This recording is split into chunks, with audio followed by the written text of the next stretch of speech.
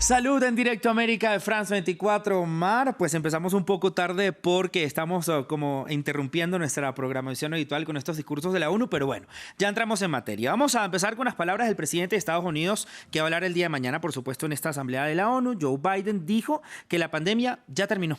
Sí, vamos a ver qué dice mañana cuando hable en la Asamblea, pero digamos, nos referimos a las palabras que dijo el domingo en la noche en una entrevista con la cadena CBS. Escuchemos cuáles fueron las palabras que hemos reproducido.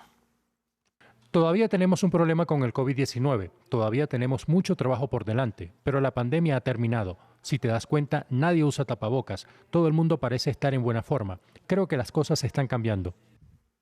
Más allá de que la gente no lleve mascarillas o de que se vean en buena forma, sabiendo que eso no son conceptos muy científicos, quería recordar también que hace aproximadamente una semana el director de la OMS, Tedros Adhanom Ghebreyesus, decía que estábamos lo más cerca que hemos estado nunca de terminar la pandemia, a punto de cruzar esta línea de meta, pero estoy segura de que no se refería de que ya habíamos llegado allí.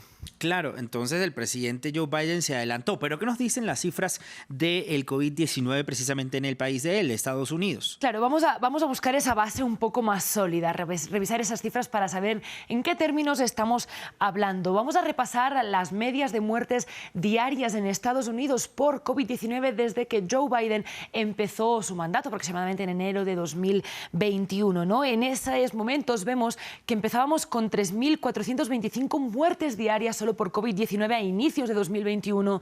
La pandemia tuvo sus ciclos característicos hasta febrero de 2026, febrero de 2022, a mediados de ese mes aproximadamente, vemos que todavía estábamos en unos puntos altísimos, 2.724 muertes diarias por COVID-19. Sin embargo, vemos que desde entonces es indudable que parece haberse estabilizado en estos últimos 6 meses. Vemos esa cifra que se aplana y ahora hagámosle zoom, digamos, a ese momento. Estos últimos 6 meses, desde abril de 2022 hasta hoy en día. Han habido momentos de aproximadamente unas 500 muertes diarias. Ese ha sido uno de los picos más altos hace apenas un mes, en agosto de 2022. Actualmente, el último reporte del Control de Prevención de Enfermedades de Estados Unidos nos habla de 360 muertes diarias en Estados Unidos. No es una cifra baja. El COVID-19 sigue siendo la cuarta causa de muerte en el país, pero sin embargo, digamos que esta especie de altiplano que vemos aquí en las curvas típicas de la pandemia de COVID-19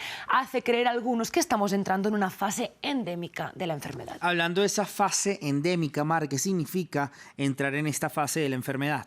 Pues endémico básicamente es cuando la enfermedad se puede saber qué va a pasar, es previsible, ¿no? Cuando se puede controlar además con medidas, cuando sabemos qué tenemos que hacer para controlarla, pero no significa que no vaya a ser grave, puede ser leve. Por ejemplo, la malaria es una enfermedad endémica que genera muchísimas muertes, centenares de miles de muertes al año en muchos países. El VIH es una enfermedad endémica en Estados Unidos, por ejemplo, pero que tiene unas proporciones muy grandes de mortalidad y de enfermedad en otros países o en grupos particularmente desfavorecidos, ¿no? Respecto al COVID, endémico podría significar que cada año haya una nueva variante que como Omicron cause de nuevo estragos, mortalidad, hospitalizaciones y que requiera medidas de control duras como las que hemos vivido puntualmente, también de nuevo restricciones sociales, ¿no? Es difícil saber claro, qué idea, qué imagen va a tener esto, pero es muy importante decir eso, que endémico no significa que no sea grave, ¿no? 500 muertes diarias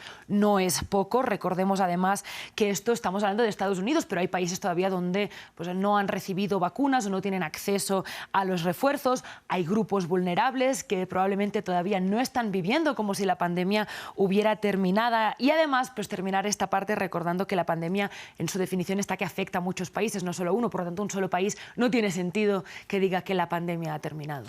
¿Quién tiene entonces, Mar, la última palabra en este orden de ideas? ¿Quién decide que la pandemia finalmente terminó?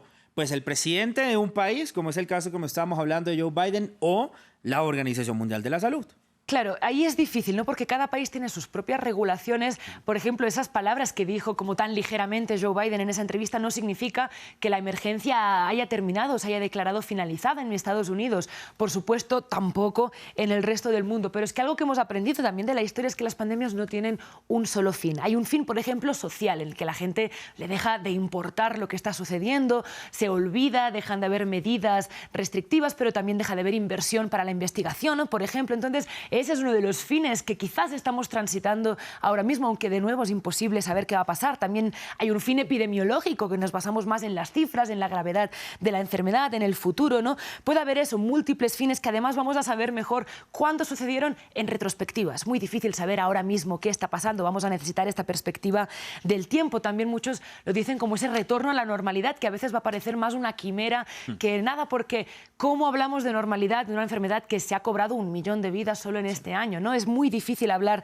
de eso, que ha matado 6,5 millones de personas también en todos estos años, 2,5 más o menos que llevamos, que ha traído cambios estructurales en la salud, en la sociedad, en la economía, en el trabajo, ¿no? Pero más allá de esto, hay algunos criterios de los que sí nos podemos agarrar para ver más o menos en qué punto estamos. Y son los criterios de la Organización Mundial de la Salud, que fue quien en marzo de 2020 declaró la pandemia y también la declaró una crisis internacional de salud pública. Entonces, repasamos estos criterios, ¿no? Tiene que ser una crisis que sea grave, repentina, inusual o inesperada. En ese caso, por esa fase endémica, ya sacaría la pandemia de esos lugares porque no sería repentina, inusual o inesperada, ¿no? Claro. Pero digamos que por ahora esa es una de las definiciones que tiene implicaciones para la salud pública más allá de las fronteras estatales o nacionales y que también necesita de una acción coordinada internacional. Entonces, estos son los criterios que el comité de la OMS pues, usó para declarar en su momento el COVID-19 una crisis